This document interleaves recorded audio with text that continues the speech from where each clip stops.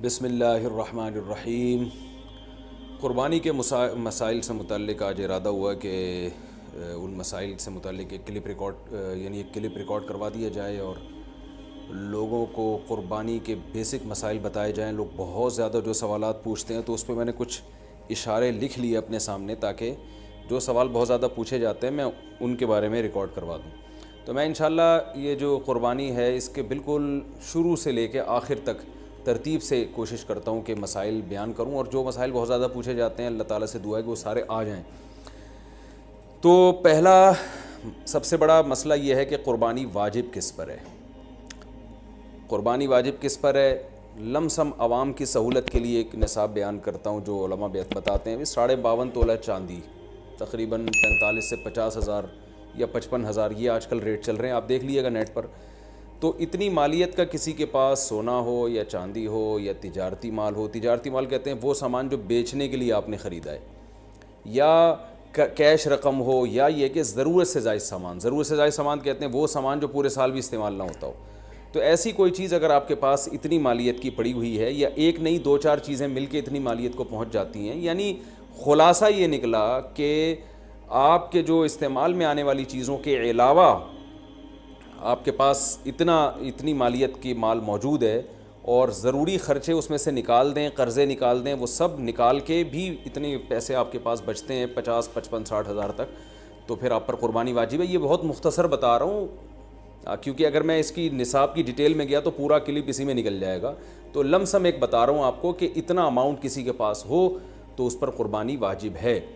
پھر بھی سمجھ میں نہ آئے تو اس بارے میں میرے دوسرے کلپ یوٹیوب پہ آپ کو مل جائیں گے، یا دوسرے علماء سے آپ تفصیل پوچھ لیں، وہ انشاءاللہ آپ کو ڈیٹیل بتا دیں گے، کیونکہ نصاب میں اگر میں زیادہ ڈیٹیل میں گیا تو بہت ہی لمبی بات ہو جائے گی پھر۔ تو اس پر قربانی واجب ہے۔ بڑا مسئلہ یہاں پر ایک یہ اٹھایا جاتا ہے کہ کیا گھر کا سربراہ اگر قربانی کر لے تو سب کی طرف سے کافی ہو جائے گی، یا جو بھی صاحب نصاب ہے جس میں بھی استطاعت ہے اس پر الگ سے قربانی واجب ہے؟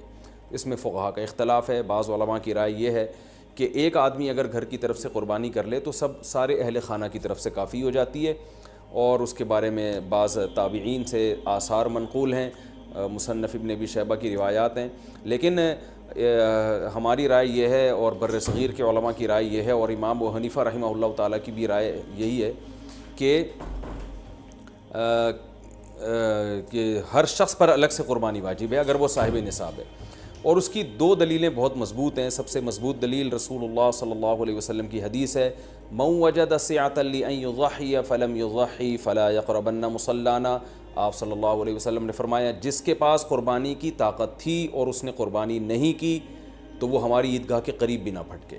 تو اس سے پتہ چلتا ہے کہ جس کے پاس بھی اس طاقت ہے، تو اس میں یہ نہیں ہے کہ گھر کا سربراہ سب کی طرف سے کرے گا، تو یہ جو ہے ایسا نہیں ہے، بلکہ صاف الفاظ ہیں حدیث کے کہ جس کے پاس بھی استطاعت ہے تو وہ اس پر قربانی اس کو کرنی پڑے گی۔ اور دوسری دلیل یہ ہے کہ عبادات میں کہیں بھی ایسا نہیں ہوتا کہ ایک کی عبادت دوسرے کی طرف سے کافی ہو جائے، تو اس پر قیاس کا تقاضا بھی یہی ہے کہ جب اسلام میں کوئی بھی ایک عبادت دوسرے کی طرف سے کافی نہیں ہوتی تو یہ کیسے ممکن ہے کہ قربانی جو مستقل ایک سنت ابراہیمی ہے وہ ایک کرے اور دوسری کی طرف سے بھی وہ خود بخود ادا ہو جائے؟ تو یہ اس کا بھی تقاضا ہے۔ بعض حضرات یہ دلیل دیتے ہیں کہ حضرت ابو بکر اور عمر رضی اللہ عنہما قربانی نہیں کرتے تھے۔ یہ دوسرے مسئلے کی دلیل ہے۔ تو پہلا تو یہ ہو گیا کہ قربانی ہر صاحب استطاعت پر لازم ہے۔ بیگم کے پاس اگر زیور ہے اور اتنی مالیت کا ہے تو اس پر بھی قربانی واجب ہے۔ پھر وہ الگ بات ہے کہ اس کی طرف سے میاں اس کی پرمیشن سے کر دے، یعنی واجب تو اس پر ہوگی لیکن ضروری نہیں ہے کہ وہ خود کرے، اس کی طرف سے اس کا میاں بھی کر سکتا ہے اس کی پرمیشن سے، اجازت سے، اور میاں اپنی طرف سے بھی ایک کر دے اور بیگم کی طرف سے بھی ایک کر دے۔ یعنی گھر کے ایک فرد کرے گا اور سب کی طرف سے کافی ہو جائے یہ نہیں ہے، بلکہ ہر فرد کو الگ کرنی پڑے گی۔ وہ الگ بات ہے کہ اپنے پیسے سے کرنا ضروری نہیں ہے، وہ فرد خود کرے یا کسی سے کروا دے۔ پھر جب کسی سے قربانی کروائے گا تو اس کو پیسے دے، یا جو قربانی اس کی طرف سے کر رہا ہے وہ خود اپنے پیسے استعمال کر لے تو بھی ٹھیک ہے۔ یعنی یہ بھی ٹھیک ہے کہ آپ کے جو ابا ہیں، آپ کے جو والد صاحب ہیں وہ قربانی کر رہے ہیں اور سب بالغ بچوں کی طرف سے کر رہے ہیں، پیسے کسی سے نہیں لے رہے تو بھی ٹھیک ہے، کوئی حرج نہیں ہے۔ یا شوہر بیوی کی طرف سے کر رہا ہے اور پیسے نہیں لے رہا اس سے تو بہت اچھی بات ہے، ایسا نیک شوہر اللہ میاں سب کو دلائے۔ تو یا بیگم صاحبہ کر رہی ہیں اپنے خرچے پہ اور میاں کی طرف سے بھی کر رہی ہیں، میاں سے پیسے نہیں لے رہی، تو سبحان اللہ، بہت اچھا لگا آپ کو سن کے۔ تو ہمیں بھی بہت اچھا لگا. تو یعنی پیسوں کا ہر ایک کا ڈالنا ضروری نہیں. اچھا یہ بھی ایک مسئلہ ہوتا ہے کہ بڑا بھائی کر رہا ہے سب کی طرف سے اور سب سے آدھے آدھے پیسے لے رہا ہے قربانی کے, وہ یا تھوڑے تھوڑے پیسے لے رہا ہے, باقی پیسے اپنی جیب سے ڈال رہا ہے, تو بھی ٹھیک ہے. یعنی جس کی طرف سے قربانی ہو رہی ہے اس کے لیے خود سے پیسے یعنی خرچ کرنا ضروری نہیں ہے. اس کی طرف سے اگر کوئی اور خرچ کر دیتا ہے تو بھی ٹھیک ہے, چاہے پورے پیسے خرچ کرے یا آدھے پیسے خرچ کرے. قرضہ لے کے بھی قربانی کی جا سکتی ہے. آپ کے پاس اگر پیسے نہیں ہیں تو آپ قرضہ لے کے کر سکتے ہیں, اگر آپ کو یقین ہے کہ میں یہ قرضہ بعد میں لوٹا سکتا ہوں. البتہ قرضہ کھا کے قربانی ٹھیک نہیں ہے کہ آپ نے کسی کا قرضہ دینا ہے, وہ مانگ رہا ہے, دروازے پہ کھڑا ہوا ہے, وہ دے نہیں رہے اور آپ اس کے پیسوں سے بکرے کاٹ رہے ہیں آپ, یہ ٹھیک نہیں ہے.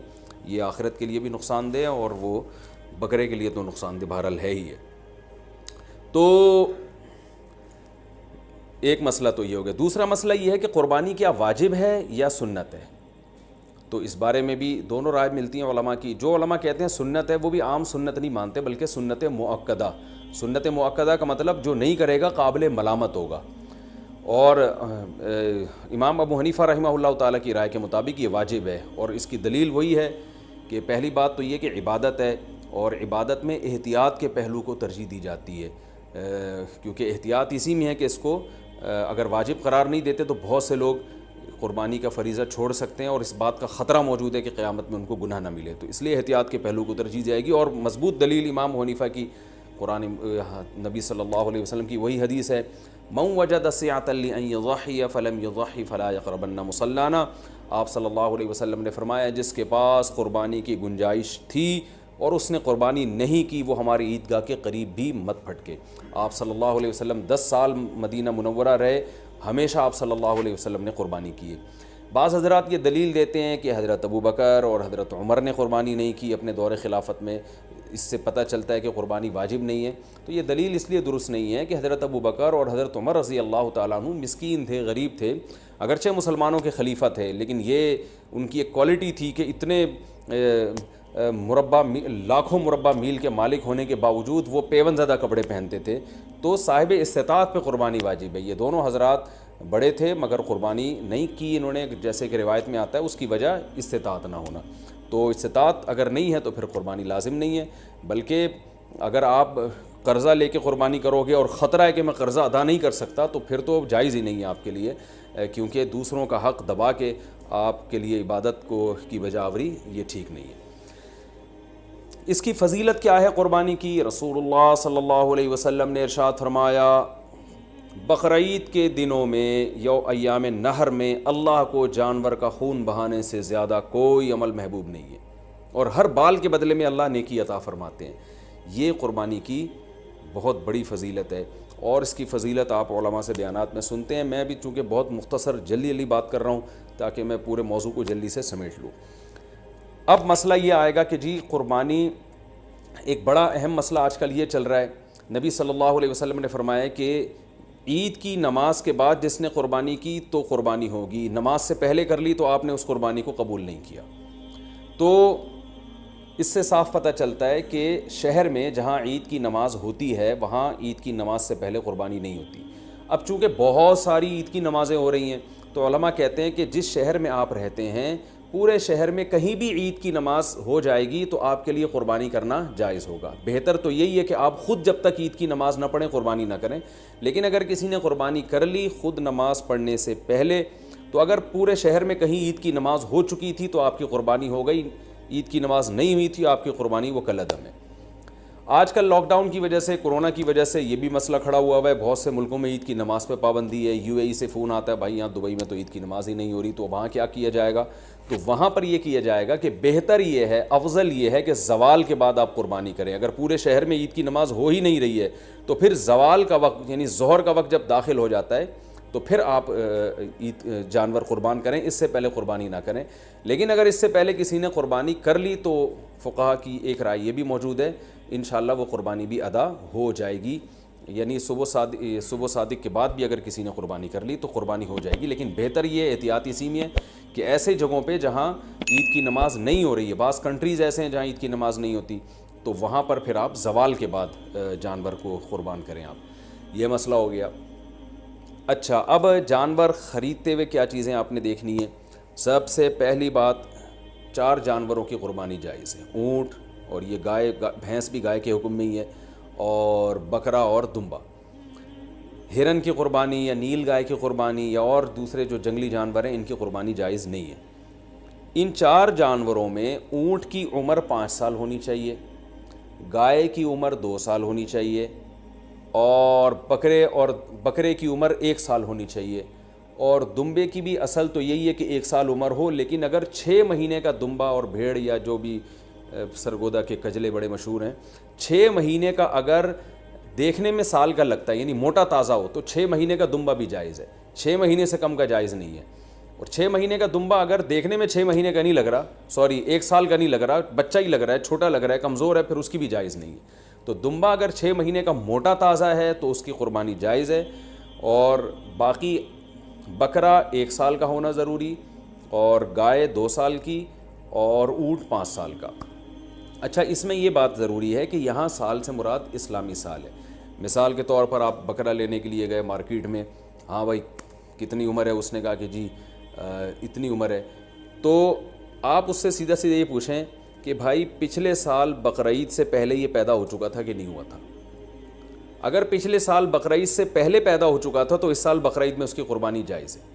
بلکہ پچھلے سال اگر بقرعید والے دن پیدا ہوا تھا تو اس سال بقرعید والے دن جب وہ ٹائم گزرے گا تو اس ٹائم میں بھی اس کی قربانی جائز ہو جائے گی، کیونکہ پورا سال اسلامی سال گزر چکا ہے. دانتوں کا اعتبار نہیں ہے، یاد رکھیں. لوگ دانت کو زیادہ فوکس کر رہے تھے، 2 دانت ہے کہ 4 دانت ہے کہ کھیرا ہے، تو دانت کا اعتبار نہیں ہے. اصل حکم ہے جانور کی عمر کا، کہ گائے 2 سال ہو، اور 2 سال میں یاد رکھیں دانت پورے، جو ماہرین ہیں نا جو بچھڑے پالتے ہیں وہ کہتے ہیں 2 سال میں دانت نکلتے نہیں ہیں، 2 سال پورے ہونے کے بعد نکلنا شروع ہوتے ہیں. تو اگر آپ کو کسی جانور کے بارے میں یقین ہے کہ اس کی عمر 2 سال ہو چکی ہے تو آپ اس کی قربانی کر سکتے ہیں بچھڑے کی، چاہے وہ کھیرا ہی کیوں نہ ہو. البتہ مارکیٹ میں لوگوں کو پتہ نہیں چلتا، جھوٹ بہت چلتا ہے، تو اس لیے لوگ دانت دیکھتے ہیں، کیونکہ دانت اگر نکلے ہوئے ہوں 2 دانت ہیں تو اس کا یقین ہوتا ہے کہ 2 سال سے اوپر کا ہی ہے. تو اس لیے لوگ دانتوں کو فوکس کر رہے ہوتے ہیں کہ سامنے والے کا پتہ نہیں ہوتا کہ سچ کہہ رہا ہے کہ جھوٹ کہہ رہا ہے. لیکن اگر آپ کو سامنے والے کی بات پر اعتماد آ جائے اور وہ یقین دلا دے آپ کو کہ بھئی یہ 2 سال کا بچڑا ہے، تو پھر بے شک کھیرا بھی ہو تو آپ اس کی قربانی کر سکتے ہیں. اور بکرا اگر 1 سال کا ہو چکا ہے، یقین ہو گیا آپ کو، کسی بھی طرح سے یقین ہو گیا، تو پھر بے شک کھیرا بھی ہو اس کی قربانی بھی آپ کر سکتے ہیں. یہ تو ہو گیا جی جانور کی عمر کے بارے میں. عیب کون سا ہو جانور میں جس کی وجہ سے قربانی نہیں ہوتی، یہ بھی بہت زیادہ سوال پوچھا جاتا ہے. دمیں اٹھا کے لوگ چیک کر رہے ہوتے ہیں، اوریجنل ہے، پلاسٹک کی تو نہیں لگی ہوئی. تو اب چونکہ زیادہ تر لوگ سب سے پہلے دم ہی چیک کرتے ہیں تو ہم شروع بھی دم ہی سے کرتے ہیں. تو جانور کی جو دم ہے اگر آدھی کٹی ہوئی ہے تو اس کی قربانی جائز نہیں ہے، آدھی سے کم کٹی ہوئی ہے تو قربانی جائز ہے. تو اس سے پتہ چلتا ہے کہ پوری دم ہی اگر چپکائی ہوئی ہے یا سی ہوئی ہے تو بھی قربانی جائز نہیں ہے. تو کم سے کم آدھی دم، آدھی سے زیادہ دم اس کی سلامت ہونی چاہیے. اس سے تھوڑی بہت کٹی ہوئی ہے تو اس سے کوئی فرق نہیں پڑتا. کان کا بھی یہی حکم ہے، کان اگر آدھا کٹا ہوا ہے تو قربانی جائز نہیں ہے، آدھے سے کم کٹا ہوا ہے تو قربانی جائز ہے. بعض دفعہ ایسے کان نہ چرے ہوئے ہوتے ہیں تو اس سے کوئی فرق نہیں پڑتا، قربانی اس کی بھی جائز ہے. آنکھ کا حکم یہ ہے کہ ایک آنکھ کی اگر بینائی نہیں ہے تو قربانی جائز ہے. بینائی ہے لیکن کم نظر آتا ہے اور جانور دیکھ لیتا ہے گھاس ماس کو تو بھی ٹھیک ہے، یعنی پوری نظر کا 6/6 ہونا ضروری نہیں ہے. البتہ بالکل ہی ایک آنکھ کی بینائی غائب ہو تو پھر اس کی قربانی درست نہیں ہے. لنگڑا پن اتنا ہو اگر جانور میں کہ وہ بیچارہ لنگڑے پن کی وجہ سے آپ اس کو ذبح کرنے جہاں لے جانا چاہتے ہیں نا وہاں تک بھی نہیں جا سکتا، پہیے لگا کے دھکا دینا پڑ رہا ہے آپ کو اس کو، تو پھر تو قربانی جائز نہیں ہے. تھوڑا بہت لنگڑاتا ہو لیکن چل لیتا ہو تو قربانی ایسے جانور کی جائز ہے. یہ ہو گیا جانور کے عیب کے بارے میں. خارشی جانور ہو، خارش زدہ جانور، تو اگر خارش اتنی ہے کہ اسکن سے اس کے گوشت کے اندر تک وہ اثرات پہنچے ہوئے ہیں اور اس کی وجہ سے بہت زیادہ لاغا رو کے ہڈیوں کا ڈھانچہ بن گیا ہے تو ایسی قربانی، ایسے جانور کی قربانی جائز نہیں ہے. لیکن اگر ایسی خارش ہے اس جانور کو تو اس سے کوئی فرق نہیں پڑتا.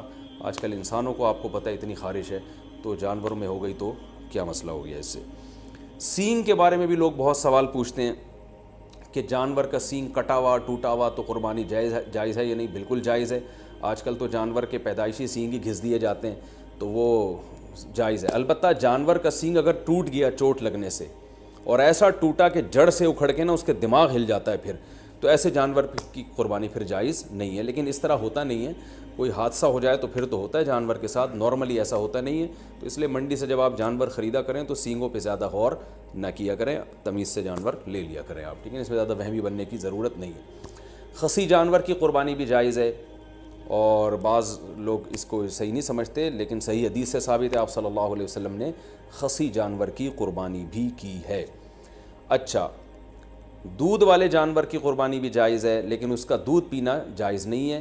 ہاں، جب جانور ذبح ہو گیا تو پھر جانور کے ہر آپ جو ہے گوشت سے بھی فائدہ اٹھا سکتے ہیں، دودھ سے بھی فائدہ اٹھا سکتے ہیں۔ تو اگر آپ نے جانور قربانی والے جانور جو ابھی ذبح نہیں ہوا اس کا دودھ آپ نے پیا تو دودھ نکالا تو صدقہ کرنا پڑے گا اس کو۔ اچھا، دوسری بات، حاملہ جانور کی قربانی، یعنی وہ گائے جس کے پیٹ میں بچہ ہو۔ یہ سوال بہت زیادہ پوچھا جاتا ہے۔ تو دیکھیں، اگر وہ گائے جس کے بالکل بچہ ہونے والا ہے، یعنی پورا بچہ بن چکا ہے، بچے کی ولادت کا وقت قریب ہے، تو بہتر یہ ہے کہ ایسے جانور کی قربانی نہ کی جائے، ناپسندیدہ ہے۔ لیکن جائز ہے، قربانی ادا ہو جائے گی، بہتر یہ ہے کہ نہ کی جائے۔ اور اگر گائے گابھن ہے اور وہ ابتدائی مرحلے میں وہ حمل ہے اس کے، تو پھر اس میں کوئی، یعنی پھر بہتر بھی یہی، پھر اس میں کوئی حرج نہیں ہے، اس کی قربانی آپ کر سکتے ہیں۔ تو اگر آپ جانور لے کر آ گئے، بعد میں پتہ چلا کہ اس گائے کے پیٹ میں تو بچہ ہے، تو اب چونکہ لا چکے ہیں، واپس تو کرنا آپ کے لیے بہت مشکل ہے۔ منڈی میں کون لے کے جائے گا اس کو؟ کراچی کی منڈی کو دیکھ کے ہم تو مسائل بتاتے ہیں بھائی، یہاں تو کیچڑ اب بارش میں ماشاءاللہ اتنا ہو گیا ہے کہ لوگ کیچڑ میں تیرتے ہوئے جا رہے ہیں منڈی میں، تو اب وہ اس گابن گائے کو آپ لے کے کیسے جائیں گے؟ تو پھر کوئی حرج نہیں ہے، آپ اس گابن گائے کو بھی ذبح کر سکتے ہیں، کوئی حرج نہیں ہے اس میں۔ ہاں، اس میں سے بچہ جب نکلے تو وہ بچہ اگر زندہ ہو تو فوراً اس کو بھی ذبح کر دیں آپ، تو اس کا گوشت بھی حلال ہو جائے گا۔ اچھا، لوگ یہاں ایک سوال پوچھتے ہیں، اس معصوم بچے کا کیا قصور ہے؟ تو میں ان کو جواب دیتا ہوں کہ اس کی ماں کا بیچاری نے کون سے کبیرہ گناہ کیے جن کو آپ کاٹ رہے ہیں؟ تو جیسے بچہ معصوم ہے تو اس کی اماں بھی تو بیچاری معصوم ہے، تو اللہ نے ہمارے لیے ان جانوروں کو حلال کیا، ہم ان کا گوشت کھا سکتے ہیں، تو اس لیے ہم ذبح کر سکتے ہیں۔ وہ بچہ اس کے پیٹ میں ہو تو بھی کر سکتے ہیں۔ میں نے بتایا کہ بہتر نہیں ہے، لیکن بہرحال قربانی ادا ہو جائے گی اور گوشت بھی اس کا بالکل حلال ہوگا، اس میں ٹینشن لینے کی ضرورت نہیں ہے۔ تو یہ تو ہو گیا جی حاملہ جانور کے بارے میں۔ اچھا، جانور آپ منڈی سے لے کے آپ نے خریدا، بالکل سب سیٹ ماشاءاللہ فٹ فاٹ جانور تھا، آپ نے اس کو گاڑی میں چڑھایا، چڑھانے کے دوران اس کی ٹانگ وانگ ٹوٹ گئی اور وہ بیچارہ لنگڑا لولا ہو گیا، تو اس کو ذبح کر کے کھا لیں، وہ قربانی کے لائق اب نہیں رہا ہے، اس کی قربانی جائز نہیں ہوگی۔ یا اسی طرح گاڑی سے اتارتے ہوئے یا گھر میں جو ہے نا کھمبے سے باندھا آپ نے اور جانور نے کوئی شرارت کی یا کچھ مسئلہ ہو گیا جس کی وجہ سے آنکھ چلی گئی اس کی، یا کوئی ایسا عیب پیدا ہو گیا جس کی وجہ سے قربانی جائز نہیں ہوتی، تو اب اس کی قربانی ہو نہیں سکتی، وہ آپ پھر قصائی کو بھی بیچ سکتے ہیں اور خود بھی گوشت کھا سکتے ہیں۔ البتہ جانور کو جب ذبح کرنے کے لیے گرایا جاتا ہے، اس دوران اگر جانور کے کوئی ہاتھ پاؤں ٹوٹ گئے یا کوئی اندھا ہو گیا بیچارہ یا کچھ مسئلہ ہو گیا تو بے فکر رہیں، پھر کوئی حرج نہیں ہے، کیونکہ گراتے، یہ تو اللہ کا حکم ہے جانور کو گرا کے ذبح کرو، تو گرانے میں بعض دفعہ ایسا مسئلہ ہو جاتا ہے جس کی وجہ سے جانور میں کوئی عیب پیدا ہو جاتا ہے۔ تو ذبح کے دوران اگر کوئی عیب پیدا ہو گیا ہے تو بے فکر رہیں، اس سے کوئی فرق نہیں پڑتا، قربانی اس جانور کی حلال ہوگی۔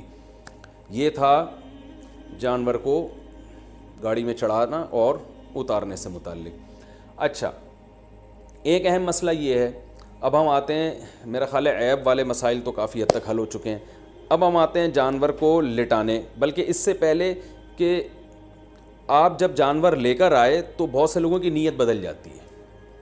آپ جانور لے کر آئے، بچھڑا، جب محلے والوں نے آ کے دیکھا تو کسی نے کوئی تعریف کرتا ہے، کوئی کہتا ہے یار یہ کیا اٹھا کے لے آئے آپ، ٹھیک ہے نا، تو اب آپ کا دل بدل گیا کہ یار پڑوسیوں کے یہاں تو بچھڑا ہے وہ تو بڑا ٹائٹ ہے، اب آپ کا دل چاہ رہا ہے کہ میں اس جانور کو چینج کروں۔ تو دیکھیں، اگر آپ نے جانور خریدتے ہوئے قربانی کی نیت سے نہیں خریدا، ویسے ہی خریدا تھا، بعد میں سوچا تھا کہ میں دیکھوں گا قربانی کرنی ہے کہ نہیں کرنی، تو آپ اس کو بیچ دیں، کچھ بھی کریں، کوئی حرج نہیں ہے۔ لیکن اگر آپ نے قربانی کی نیت سے خریدا تھا، جیسے کہ 99% لوگ بقرعید میں قربانی کی نیت ہی سے جانور خرید رہے ہوتے ہیں، گھر لانے کے بعد آپ کی نیت بدل گئی، یار وہ پڑوسی جو وسیم بھائی جو بچھڑا لے کر آئے ہیں نا، اس پہ الگ ہی نور برس رہا ہے، اور وہ ہمارے بچھڑے کے ساتھ جب کھڑا ہوتا ہے تو ہمارا بچھڑا تو احساس کمتری میں آئے نہ ہے، ہم احساس کمتری کے شکار ہوتے ہیں۔ تو اب آپ نے ارادہ کیا یہ بچھڑا آپ کسی کو پہنا دیں، تو بالکل جائز ہے. جیسے کسی نے آپ کو پہنایا تو آپ بھی کسی کو بچھڑا پہنا سکتے ہیں.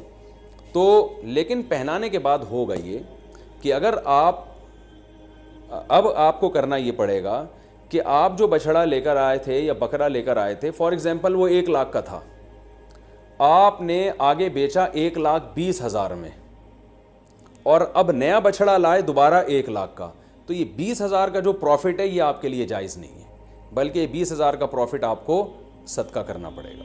تو اس لیے جب پرانا جانور آپ بیچیں گے تو نیا جانور یا تو اسی کی قیمت کا ہو یا اس سے زیادہ کی قیمت کا. اس سے کم قیمت کا لے کر آ گئے تو پروفٹ آپ کو صدقہ کرنا پڑے گا.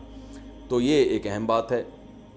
بیچنا بالکل جائز ہے، اس میں کوئی حرج نہیں ہے. میں نے کہا جیسے کسی نے پہنایا تو آپ بھی پہنا سکتے ہیں، تو اس میں کوئی حرج نہیں. لیکن پروفٹ پھر آپ کے لیے حلال نہیں ہے، کیونکہ یہ قربانی کی نیت سے جب آپ نے یہ جانور خریدا ہے، جب آپ نے قربانی کرنے کی نیت سے خرید لیا تو اب اس میں پروفٹ کمانا آپ کے لیے جائز نہیں رہا.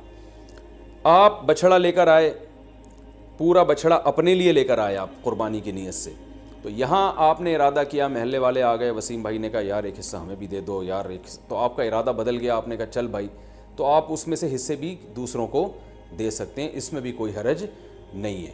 تو یہ بھی جائز ہے آپ کے لیے کہ اس جانور میں آپ سب کو شریک کر لیں. تو یہ ضروری نہیں ہے کہ آپ نے اپنے لیے گائے خریدی تو اب وہ پوری گائے آپ کے اپنے، ایک حصہ بھی آپ اپنا اس میں رکھ سکتے ہیں، 6 حصے دوسروں کو دے سکتے ہیں. ایک اہم بات یہ بھی ہو گئی. دوسری ایک اہم بات یہ ہے کہ آج میرے پاس عصر کے بعد ایک بندہ آیا، میں بچھڑا لایا تھا، صبح جب میں نے دیکھا تو اس کا انتقال ہو گیا. ان کی ورڈنگ یہی تھی، انتقال ہو گیا. میں نے کہا انتقال تو آدمیوں کے ہوتے ہیں، جانوروں کی تو موت واقع ہوتی ہے بھائی. خیر اس کا انتقال ہو گیا تو مالدار آدمی جس پر قربانی واجب تھی، اگر اس کا جانور بقرعید سے پہلے مر جائے تو اس پر لازم ہے کہ وہ دوبارہ قربانی کرے. ہاں دوبارہ قربانی میں یہ ضروری نہیں ہے کہ جتنا مہنگا پہلا جانور تھا اتنا ہی دوسرا بھی ہو، نہ سستا جانور بھی کیا جا سکتا ہے، کیونکہ اب آپ پروفٹ نہیں کما رہے اس پہ، تو اس لیے وہ تو اللہ نے ہی اس کو اٹھا لیا پہلے. تو اس جانور کو ذبح کر کے مرنے سے پہلے گوشت کھا لیں یا قصائی کو بیچ دیں، اور جو آپ نیا جانور لے کر آئیں گے وہ یعنی وہ بیچ اس لیے دیں یا گوشت اس لیے تاکہ وہ اس نے بھی گوشت ہی یعنی گوشت کے طور پر ہی قصائی نے بھی استعمال کرنا ہے اس کو. تو جانور اگر مر گیا، آپ نیا جانور اگر لے کر آئے ہیں تو نئے جانور میں یہ ضروری نہیں ہے کہ پہلے والے جانور سے وہ مہنگا ہو، وہ سستا بھی لا سکتے ہیں. آپ پوری بچھڑا لے کر آئے تھے تو اب کوئی بات نہیں، ایک دمبا کر لیں چھوٹا موٹا آپ، تو یہ ضروری نہیں ہے کہ اتنا ہی مہنگا ہو. وہ اگر جانور مر جائے تو بس آپ نے ایک واجب اپنے ذمے سے پورا کرنا ہے، تو وہ سستا جانور بھی کر سکتے ہیں. اور اگر غریب آدمی جانور خرید کے لایا تھا قربانی کی نیت سے، وہ جانور مر گیا تو بس غریب کو ثواب مل گیا، دوبارہ اس پر قربانی واجب پہلے بھی نہیں تھی، اب بھی واجب نہیں ہے. تو یہ ہو گیا جی. اچھا اب ہم چلتے ہیں قربانی کے مسائل میں ذبح کی طرف. جانور ذبح کرنے میں ایک بڑی کوتاہی یہ ہوتی ہے کہ قصائیوں کے حوالے چھری کر دی جاتی ہے. بعض دفعہ پتہ نہیں ہوتا کہ یہ مسلمان ہیں بھی یا نہیں ہیں، کیونکہ ان دنوں میں ہندو بھی بہت سے قصائی بنے ہوئے ہوتے ہیں. تو یاد رکھیے گائے کی گردن پہ یا جانور کی گردن پہ جو چھری چلانے والا ہے، پکڑنے والا کوئی بھی ہو، رسی باندھنے والا کوئی بھی ہو، چھری چلانے والے کا توحید پرست ہونا ضروری ہے یا اہل کتاب ہونا ضروری ہے. تو اس لیے یہ دیکھ لیں کہ یہ مسلم بھی ہے یا نہیں ہے. اور تو بلا وجہ خامخواہ میں کوئی کہہ رہا ہوں میں مسلمان ہوں تو اب یہ نہیں کہ لیبارٹری چیک کے لیے بھیج دیا آپ نے اس کو کہ ہے بھی کہ نہیں ہے، اتنی تحقیق کی ضرورت نہیں ہے. تو بس یہ پہلے تحقیق کر لیا کریں بھائی مسلمان ہو، توحید پرست ہو، ایک اللہ کو مانتے ہو، نبی صلی اللہ علیہ وسلم کی ختم نبوت کے قائل ہو، اور نبی صلی اللہ علیہ وسلم کو مختار کل، مشکل کشا، حاجت روا تو نہیں سمجھتے. تو جو توحید کا عقیدہ ہے نا وہ بہرحال پہلے ضروری ہے، جو بیسک اسلام کے عقائد ہیں وہ اس کو پتہ ہونے چاہیے. تو اس کے بغیر جانور کا ذبیحہ جو ہے، اگر آپ کو پتہ چل گیا کہ یہ مشرک ہے تو پھر اس کا ذبیحہ حلال نہیں ہے.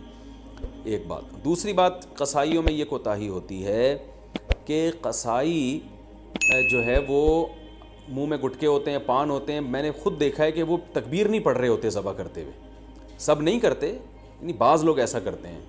تو اگر جان بوجھ کر کسی نے تکبیر چھوڑ دی ہے تو بھی جانور مردار ہو جائے گا. تو اس لیے قرآن مجید میں صاف اللہ کا حکم ہے وَلَا تَأْكُلُوا مِمَّا لَمْ يُذْكَرِ اسْمُ اللَّهِ عَلَيْهِ، وہ جانور جس پر اللہ کا نام نہ لیا جائے اس کو مت کھاؤ. تو اس لیے اس بات کا اہتمام کرنا چاہیے. جو لوگ جانور کے قریب کھڑے ہوئے ہیں ان کو سب کو چاہیے زور سے تکبیر پڑھنا شروع کر دیں تاکہ چھری پھیرنے والے کو یاد آ جائے اور وہ غفلت نہ کرے اس بارے میں.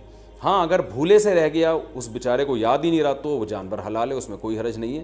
جان کر تکبیرات چھوڑ دینا یہ بالکل, اس سے جانور مردار ہو جاتا ہے.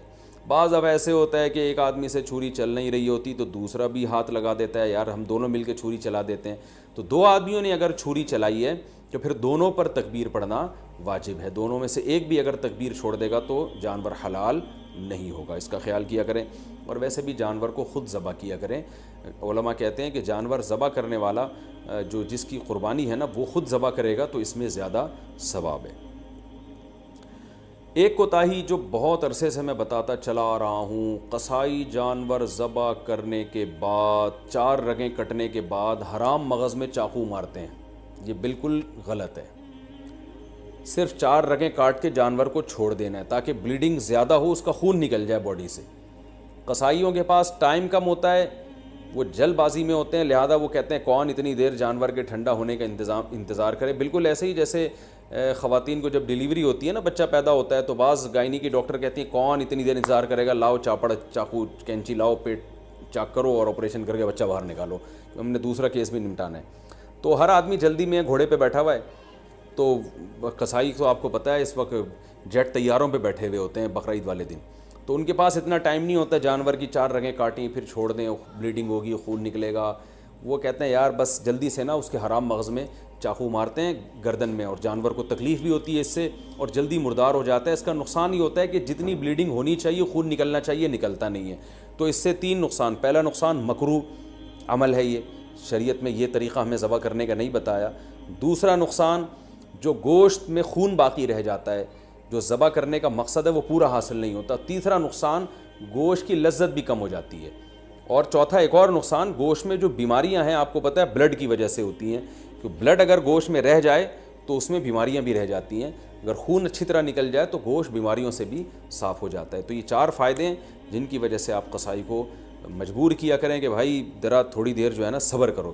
اور اگر پھر بھی صبر نہیں کرتا تو جس کھونٹے سے آپ نے گائے کو باندھا تھا, جیسے ہی جانور ذبح ہو فوراً جو جتنے آدمی جانور پہ تھے وہ سارے جانور کو چھوڑ کے قصائی پہ آ جائیں اور اس کھونٹے سے اس کو باندھ دیں تاکہ جانور آرام سے خود سے ٹھنڈا ہو جائے. یہ بھی کرتے ہیں کہ جانور ٹھنڈا ہوا نہیں ہوتا کھال اتارنا شروع کر دیتے ہیں اس کی, تو یہ بھی غلط ہے. لیکن اگر ایسے جو وہ قصائی جو پکڑائی میں نہیں آ رہا, اگر آپ نے اس کو کھونٹوں سے باندھ دیا تو انشاءاللہ یہ تمام ٹینشنیں آپ کی حل ہو جائیں گی. قصائی حضرات ناراض ہوتے ہیں میری ان باتوں سے. بھائی میں آپ کے بارے میں بات ہی نہیں کر رہا, میں ان قصائیوں کے بارے میں بات کر رہا ہوں جو شرافت سے کنٹرول میں آ نہیں رہے. تو آپ تو ماشاءاللہ اچھے لوگ ہیں جو میرا بیان سن رہے ہیں, آپ تو جانور کی 4 رگیں کاٹیں گے, اس کے بعد آپ آرام سے بیٹھ جائیں گے یا دوسرے جانور کو گرانے کی فکر میں لگ جائیں گے, اور یہ جب اس کی بلیڈنگ ہو جائے گی اچھی طرح سے تو ٹھنڈا ہو جائے گا تو پھر آپ اس کا گوشت کاٹیں گے اور کھال اتاریں گے آپ اس کی. تو آپ کے بارے میں بات کر نہیں رہا, میں ان قصائیوں کے بارے میں بات کر رہا ہوں جو جلد باز ہیں. اچھا بھائی, اب مسئلہ یہ ہے کہ گوشت کی تقسیم میں تول کے گوشت تقسیم کرنا ضروری ہے. خوب اچھی طرح سمجھ لیں, گوشت سودی اموال میں سے ہے, لہذا گوشت کے جب 7 حصے ہوں گے تو تول کے ہوں گے. یہ خوب سمجھ لیں. لوگ کہتے ہیں ہم راضی ہیں, تو راضی ہونے کا مسئلہ نہیں ہے, یہ سودی اموال میں سے ہے. اب میں اس کی ڈیٹیل میں جاؤں گا تو یہ کلپ بہت زیادہ لمبا ہو جائے گا, تو اس لیے بس علماء کی بات پر اعتماد کر لیں. اس کو تول کے تقسیم کرنا واجب ہے. اگر تول کے تقسیم سے بچنا چاہیں تو 60 ڈھیریاں بنا کر 7 میں کلیجی ملا دیں, تو پھر تول کے تقسیم کرنا واجب نہیں رہے گا. اس کے دلائل کیا ہیں یہ کسی اور وقت انشاءاللہ بیان کروں گا. تو اور پھر بھی احتیاط اسی میں ہے کہ تولیں بھی اور کلیجی بھی ملا دیں 7 ڈھیریوں میں, تاکہ اگر تول میں گڑبڑ ہو گئی ہو تو کلیجی اس کے جو ادھر اگر تھوڑا سا گوشت زیادہ چلا گیا تو اس کے مقابلے میں ادھر کلیجی آ جائے, تو سود سے بچت ہو جائے گی. وہ لوگ کہتے ہیں پتہ نہیں کس قسم کی باتیں کر رہے ہیں, وہ انشاءاللہ بعد میں ڈیٹیل میں اس مسئلے کو سمجھا دوں گا, بلکہ پہلے سمجھا بھی چکا ہوں کئی دفعہ کہ سودی اموال میں عقل نہیں چلتی ہے. جب شریعت نے برابری کا حکم دیا تو بس برابری ہے. تو گوشت بھی سودی اموال میں سے ایک مال ہے. جیسے 10 روپے دے کے کوئی 11 روپے نہیں لے سکتا نا, تو اسی طرح گوشت میں بھی ایسا ہی ہے. تو یہ اس کا خیال کرنا چاہیے. اچھا, قربانی کے حصے داروں میں اگر کوئی شخص حرام آمدن والا شریک ہو گیا تو سب کی قربانی برباد ہو جائے گی. اس لیے اس کا بھی اہتمام کرنا چاہیے. اجتماعی قربانی میں اعلان لکھ کے لگانا چاہیے کہ بھائی حرام آمدن والے شرکت نہ کریں, یا پہلے سے سیٹ اپ بنانا چاہیے کہ ایک الگ سے ایسی گائے ہو جو صرف حرام آمدن والوں کا اس میں حصہ ہو, تاکہ اس میں قربانی ہو ہی نہیں, وہ گوشت ذبح کر کے ویسے ہی غریبوں میں بانٹ دیا جائے. بعض مدارس میں اس کا اہتمام کیا جاتا ہے کہ وہ پہلے سے جو ہے نا کچھ حصے ایسے انہوں نے رکھے ہوئے ہوتے ہیں. تو لیکن اگر آپ گھر کی گائے لائے ہیں یا ویسے کسی گائے میں حصہ لے رہے ہیں اور اس میں کوئی حرام آمدن والا آ گیا، لیکن اگر آپ کو پہلے سے پتہ نہیں ہے تو پھر شریعت نے ہمیں بلا وجہ کے تجسس کا حکم نہیں دیا. یہ ایک آدمی زبان سے کہہ رہا ہے میں حلال کماتا ہوں، بس اس کی زبان پر اعتماد کرنا ہمارے لیے کافی ہے. اب آپ نے کہیں اجتماعی قربانی میں حصہ لیا، اب یہ نہیں کہ آپ اپنی گائے کے بارے میں تحقیقات کرتے پھرنے اس میں حرام تو ہے کہ نہیں ہے. وہ گناہ پھر انہی لوگوں پر ہوگا جنہوں نے اجتماعی قربانی کا انتظام کیا ہے. اگر انہوں نے خود سے جان کر کسی حرام والے کو شامل کر دیا تو وہ گناہ گار ہوں گے. تو آپ کو اگر جب تک پتہ نہیں ہے تو شریعت میں یہی حکم ہے، ابہموا ما ابہم اللہ، جس چیز کو اللہ نے واضح نہیں کیا ہے تو ہم اچھا گمان ہی رکھیں گے اس میں. اچھا، یہ قربانی کا گوشت غیر مسلموں کو دینا بالکل جائز ہے، اس میں کوئی حرج نہیں ہے، غیر مسلم کو بھی دے سکتے ہیں. گوشت جب آپ کے ہاں آئے تو آپ بہتر یہ ہے کہ اس کے 3 حصے کر دیں، ایک غریبوں کے لیے، ایک رشتہ داروں کے لیے اور ایک اپنے لیے. رشتہ داروں کا مطلب یہ ہوتا ہے کہ جو دعوتیں آپ کرتے ہیں وہ بھی رشتہ داروں ہی میں آتی ہے، تو اس لیے آج کل یہ بھی ٹھیک ہے کہ 1/3 صدقہ کر دیں، 2/3 گھر میں رکھ لیں، جس میں آپ دعوتیں بھی ہو رہی ہیں اس میں خود بھی کھا رہے ہیں. اور علماء نے بیان کیا بھائی جس کی اولاد زیادہ ہے، اہل و عیال زیادہ ہیں، اور تو وہ اگر پورا گوشت بھی گھر میں رکھ لے تو بھی ٹھیک ہے، اس لیے کہ اپنے اولاد کا، اپنے بچوں کا حق پہلے ہے. کیونکہ وہ اگر دمبا بیچارے نے ذبح کیا اور وہ 1/3 صدقہ کر دے گا تو 8-10 بچے، تو پھر وہ میرا خیال ہے وہ غریب آدمی کے بچے، تو پھر تو پورے سال بیچاروں کو گوشت نہیں ملتا. تو ایسے غریب آدمی کے لیے حکم یہ ہے کہ وہ پھر پورا گوشت بھی رکھ لے، یہ زیادہ بہتر ہے اس کے لیے. اور 1/3 گوشت صدقہ کرنا یہ بھی مستحب عمل ہے، کوئی فرض واجب نہیں ہے، لیکن بہرحال اس پہ عمل کرنا چاہیے. کیونکہ قرآن مجید میں اللہ تعالیٰ کا ارشاد ہے کہ اطعموا القانع والمعتر، کہ خود بھی کھاؤ اور کلو منہا، خود بھی اس میں سے کھاؤ اور محتاجوں کو بھی اس میں سے کھلاؤ. خود بھی کھانا چاہیے، محتاجوں کو بھی کھلانا چاہیے. ایصال ثواب کے لیے قربانی، ابا اماں کی طرف سے قربانی، جو مرحوم ہے، دادا نانی کی طرف سے قربانی، یہ بالکل جائز ہے، اس میں کوئی حرج نہیں ہے. بعض صحابہ سے بھی ثابت ہے اور رسول اللہ صلی اللہ علیہ وسلم سے بھی ثابت ہے کہ آپ نے 2 مینڈے ذبح کی، ایک اپنے لیے اور ایک اپنی امت کے لیے. تو پتہ چلا کہ یہ قربانی اپنے لیے بھی ہو سکتی ہے اور اپنے علاوہ کسی اور کے لیے بھی ہو سکتی ہے. وہ کسی اور کوئی بھی ہو سکتا ہے، نبی صلی اللہ علیہ وسلم بھی ہو سکتے ہیں، آپ کے والدین بھی ہو سکتے ہیں، تو کوئی بھی ہو سکتا ہے. لیکن جب آپ کسی اور کے لیے قربانی کر رہے ہیں تو یا تو وہ دنیا سے جا چکا ہوگا یا وہ زندہ ہوگا. اگر دنیا سے جا چکا ہے تو وہ قربانی کا گوشت آپ خود بھی کھا سکتے ہیں، لیکن اگر وہ زندہ ہے تو اس کی پرمیشن کے بغیر اس کے لیے قربانی نہیں ہو سکتی، کیونکہ وہ ایک عبادت ہے اور جو زندہ آدمی ہے وہ عبادت کا اہل ہے. جب تک اس کی وہ نیت نہیں کرے گا خود تو اس کی قربانی نہیں ہوگی. تو وہ اس کی نیت کے لیے ضروری ہے کہ اس کو کم از کم اطلاع ضرور دی جائے اور وہ اس پہ راضی ہو، چاہے وہ زبان سے اجازت دے دے یا دل سے ویسے ہی راضی ہو، یعنی آپ کو پتہ چل جائے کہ یہ راضی ہے اس پر، تو بھی ٹھیک ہے. اگر کسی نے وصیت کی تھی کہ میرے مرنے کے بعد میرے لیے قربانی کرنا اور مال چھوڑ کر گیا ہے وہ قربانی کا، تو پھر اس کی قربانی میں سے بھی گوشت کھانا جائز نہیں ہے، وہ قربانی بھی آپ کو وہ سارا گوشت صدقہ کرنا پڑے گا. اچھا بھائی، ایک مسئلہ یہ بھی ہے کہ قربانی کسی نے نہیں کی اور بعد میں خیال آیا کاش میں قربانی کر لیتا، تو یاد رکھیں بقرعید کے 3 دن جب گزر جائیں گے تو اس کے بعد قربانی اب جائز، یعنی اب قربانی جائز نہیں ہوگی، کیونکہ وہ 3 دن گزر گئے، قربانی کا ٹائم ختم ہو گیا. اب آپ نے اگر جانور ذبح کیا تو اس کا سارا گوشت آپ صدقہ کر دیں، اور بہتر یہی ہے کہ جانور کی قیمت صدقہ کریں آپ، کیونکہ اب قربانی کا ٹائم چلا گیا. تو اس لیے بقرعید کے 3 دنوں، پھر وہ اگلے سال بقرعید میں بھی نہیں ہو سکتی قضا اس کی، تو بس بقرعید کے 3 دن کے اندر اندر تو جانور ذبح کرنا ہے. اگر آپ نے ذبح نہیں کیا اور آپ پر قربانی واجب تھی، آپ سے غلطی ہوئی ہے، تو اب 3 دنوں کے بعد آپ نے کیا کرنا ہے، اس جانور کا یعنی اس جانور کی قیمت آپ صدقہ کر دیں. اب جو ہے وہ قربانی کا ٹائم چلا گیا. اور یہ بھی یاد رکھیں، اس پر بہت مضبوط دلائل ہیں کہ قربانی کے صرف 3 دن ہیں. اس پر میں کلپ ریکارڈ کروا چکا ہوں، صحابہ تابعین کے آثار ہیں، احادیث ہیں کہ صرف 3 دن قربانی جائز ہے، چوتھے دن قربانی جائز نہیں ہے. بہت ساری روایات ہیں اس پر صحابہ کرام کی، تقریباً اجماع ہے اس کے اوپر کہ چوتھے دن قربانی جائز نہیں ہے. اور جو چوتھے دن والی حدیث ہے وہ بالاتفاق ضعیف ہے. تو اس لیے اپنے اہم ترین عبادت کو آپ ضائع نہ کریں. جو اللہ نے ہمیں 3 دن بتائے ہیں اسی میں قربانی کریں، اور وہ اتنے دن ہیں کہ ہمیں چوتھے دن کی طرف جانے کی ضرورت بھی نہیں ہے. لیکن اگر کوئی کر رہا ہے تو بحث مباحثہ نہ کریں، لڑائی جھگڑا یہ بھی اچھی چیز نہیں ہے. آپ خود احتیاط کریں، صرف 3 دن، اور جتنے لیٹ کریں گے قربانی کا ثواب کم ہوگا. پہلے دن سب سے زیادہ، دوسرے دن اس سے کم، تیسرے دن اس سے بھی کم. اچھا بھائی، اور مسئلہ کیا ہے کہ قربانی میں عقیقے کی نیت کرنا، یہ سوال بھی بہت پوچھا جاتا ہے، بالکل جائز ہے۔ آپ ایک گائے لے کر آئے تو آپ اس میں اپنے بچوں کا عقیقہ بھی کر سکتے ہیں، اور قربانی کا یعنی بیٹے کا لڑکے کی طرف سے 2 حصے ڈال دیں اس میں، اور ایک اپنی قربانی بھی کر لیں، یہ بھی بالکل جائز ہے۔ اچھا بھائی، اور نابالغ اولاد کی طرف سے قربانی، دیکھیں جو نابالغ اولاد کی طرف سے قربانی ہے اگر تو انشاءاللہ اس کو ثواب ملے گا۔ قربانی وہ آپ ہی کی طرف سے ہوگی، تو یعنی آپ ہی اس قربانی کے مالک ہیں، تو کیونکہ جو نابالغ ہے نا اس پر قربانی بہرحال واجب نہیں ہوتی، چاہے وہ کتنا ہی مالدار کیوں نہ ہو۔ اور اگر بالکل ہی چھوٹا بچہ ہے تو پھر اس کی طرف سے قربانی کا مطلب یہ ہوتا ہے کہ آپ خود ہی بس قربانی کر رہے ہیں، تو وہ قربانی کا اہل نہیں ہے، اس کی طرف سے قربانی نہیں ہوگی۔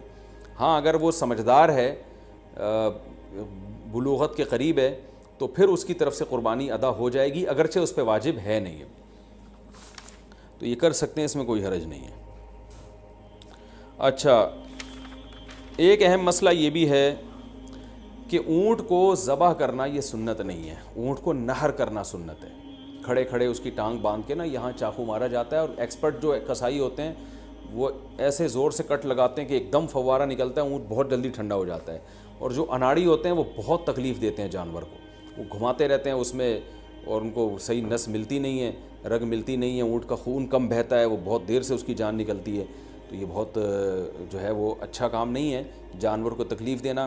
آپ صلی اللہ علیہ وسلم نے حکم دیا ہے کہ جب تم میں سے کوئی شخص جانور کو ذبح کرنے کا ارادہ کرے تو اسے چاہیے کہ جانور کو راحت پہنچائے، اس کی راحت کا خیال رکھے، وہ اس کی کو اذیت نہ دے، تکلیف نہ دے۔ اور آپ نے یہ بھی فرمایا کہ اپنی چھری کو پہلے تیز کر لو تاکہ جانور کو تکلیف نہ ہو۔ بعض لوگ یہ کر رہے ہوتے ہیں، جانور کو لٹا کے چھری تیز کر رہے ہوتے ہیں، وہ بھائی پہلے ہی کر لیتے یہ کام، اس کو آپ نے جو لٹا کے اتنی تکلیف دی ہوئی ہے، یہ ٹھیک نہیں، یہ ٹھیک عمل نہیں ہے۔ تو جانور کو راحت دینے کا ہمیں حکم ہے، تکلیف سے اس کو بچانا ہے ہم نے۔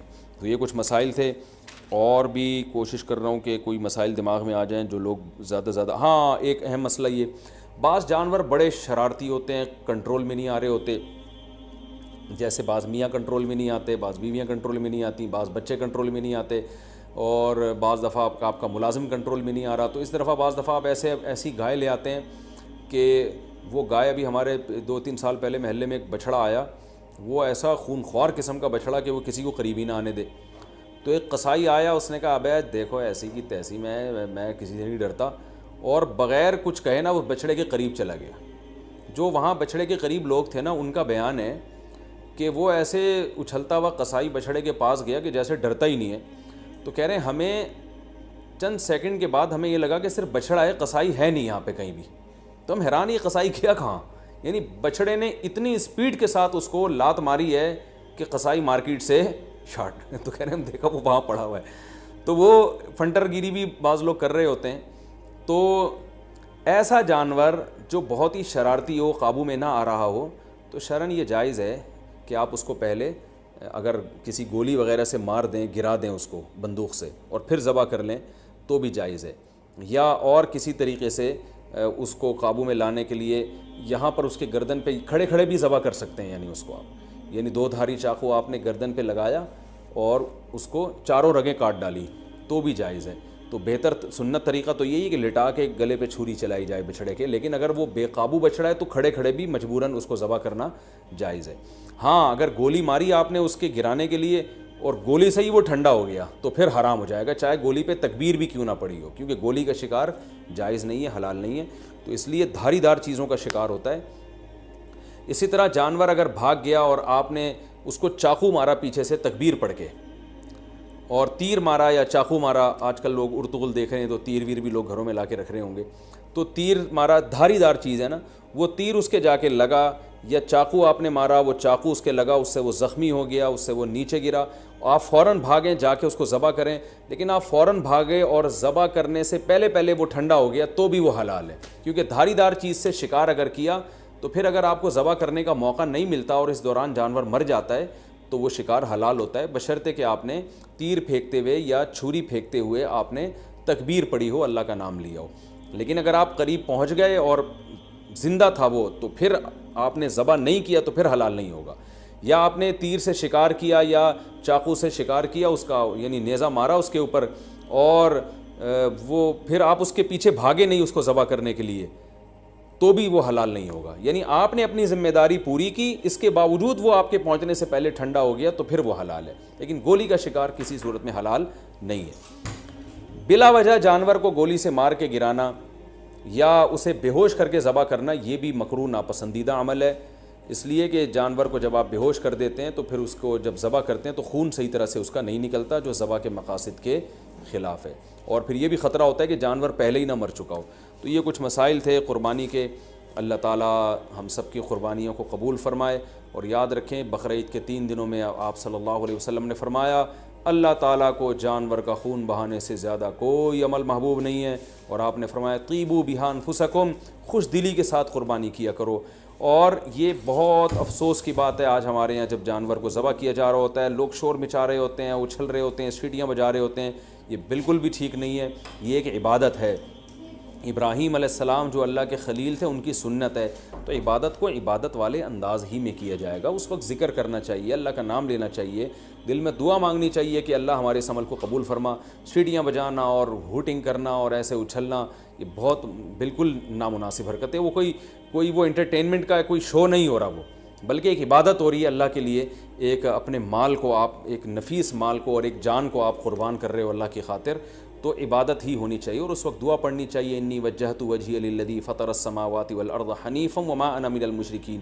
یہ دعا کسی کو یاد نہ ہو تو ویسے ہی زبان سے کہہ دے اللہ یہ میری طرف سے اور میں نے تیری طرف رخ کیا, اور یہ میری طرف سے صرف تیرے لیے قربانی ہے اور تیرے خلیل ابراہیم علیہ الصلاۃ والسلام کی سنت کو میں زندہ کر رہا ہوں. یہ دل میں نیت کر لے, زبان سے اچھے الفاظ کہہ دے کہ اللہ تو میری طرف سے قبول کر لے اس کو.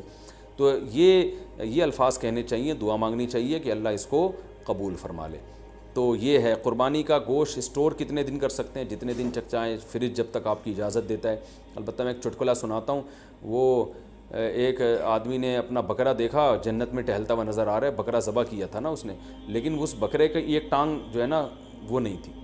تو اس نے بکرے سے پوچھا بھائی تیری ایک ٹانگ کہاں ہے؟ تو اس نے کہا وہ ابھی تک تیرے فریج میں رکھی ہوئی ہے, 6 مہینے ہو گئے ہیں, ٹھیک ہے نا, وہ یہاں پہنچی نہیں ہے. تو اسٹور بھی کر سکتے ہیں لیکن اتنا اسٹور نہ ہو کہ جو ہے وہ آپ 6-7 مہینے, وہ گوشت کی ذائقہ بھی چینج ہو جاتا ہے.